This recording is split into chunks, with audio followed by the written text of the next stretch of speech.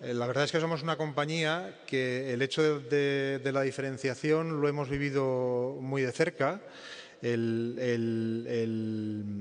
competir hoy en el mercado mundial, evidentemente el sector aeronáutico, el mercado aeronáutico es un mercado mundial, no se hace sin tener determinadas pautas de diferenciación y determinadas pautas de innovación muy dentro de la compañía.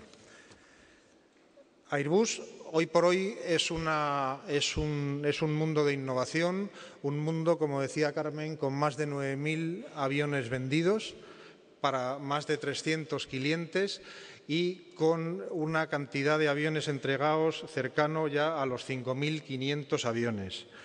El año pasado entregamos 453 aviones, que fue el año que más aviones hemos entregado.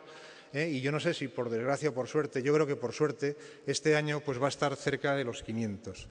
Esto supone que a estos ritmos de fabricación y teniendo todavía una cartera de 3.800 aviones vendidos pendientes de entregar, pues que prácticamente tengamos del orden de 6 años de producción ya vendida y pendiente de entregar.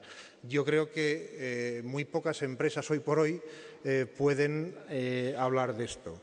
Últimamente salía en la prensa que hemos levantado un poco el pie del acelerador y es verdad, porque hay factores que luego veremos que pueden afectar a lo que es el desarrollo del negocio.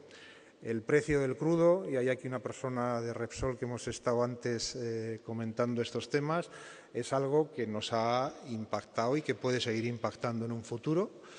A mí no me gusta hablar de la crisis. Yo creo que cuando hablamos de la crisis estamos dando alas a la crisis. A la crisis se la afronta trabajando y no hablando de ella, porque entonces creamos esa crisis subjetiva que es quizá de las peores que hay, y por eso hay que hablar de cosas que nos hagan pensar en que hay que trabajar y no hablar de la crisis. El hecho del endurecimiento de las condiciones financieras en los mercados pues también nos llevan a pensar que quizá nuestros clientes, quizá las aerolíneas y las compañías de leasing no van a tener las mismas facilidades en el futuro para comprar aviones. Por lo cual hemos decidido parar un poquito nuestro incremento en los rates mensuales de producción. Ese poquito supone que ya solo vamos a entregar durante los años 2009 y 2010 36 aviones al mes del modelo Single Aisle, el 320, que es el que estamos acostumbrados a volar en España, 10 aviones de los de largo recorrido, como puede ser los 330, 340, y vamos a ir a por, de momento, 2009-2010, 2 A380 al mes. Estas son las cantidades en las que nos vamos a quedar cuando pensábamos llegar hasta los 40 al mes y en vez de 10, 11.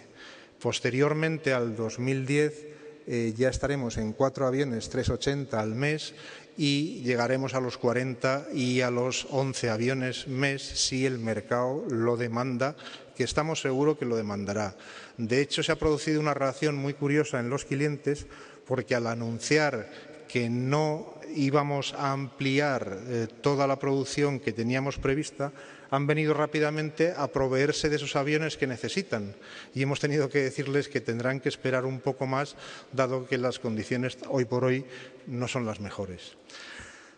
Airbus es una empresa que desde el inicio tuvo en la cabeza el concepto de familia como algo importante. Familia en el sentido de la comunalidad, en el sentido de entrenar tripulaciones y que estén confortables en los distintos modelos que existen en la compañía. Y familias también que permitan escoger a la aerolínea, al cliente, el producto que más satisface sus necesidades. E incluso con toda esta gama de productos que podemos ver aquí, y ahí los tenéis, todos los aviones que no os los voy a contar, no quiero abrumaros con detalles técnicos, quiero daros una pequeña información de contorno y profundizar en lo que realmente nos puede interesar y que luego en el debate o en el diálogo puedan salir los datos. Son aviones que mantienen entre todos ellos esa comunalidad que hace que para las compañías aéreas sea muy fácil cambiar a las tripulaciones y el mantenimiento de flota y todos estos temas.